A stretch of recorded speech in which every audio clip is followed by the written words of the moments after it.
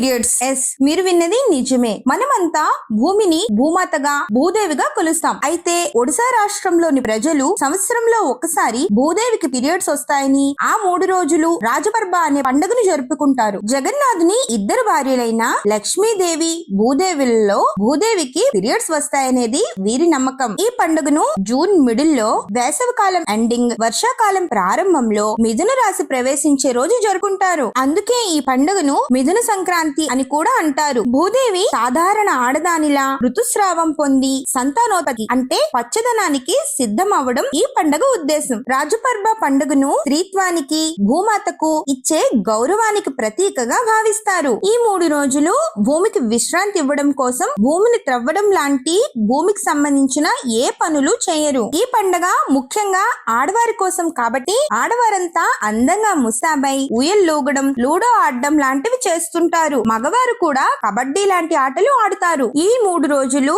పోడాపిద అనే special food తయారు చేసుకుని తింటారు. 3 రోజుల తర్వాత 4వ రోజు వసుమతి స్నానం అంటే భూదేవికి పసుపు నీటితో జల స్నానం చేస్తారు. ఈ స్నానం భూదేవిని పవిత్రంగా చేస్తుందని వారి నమ్మకం.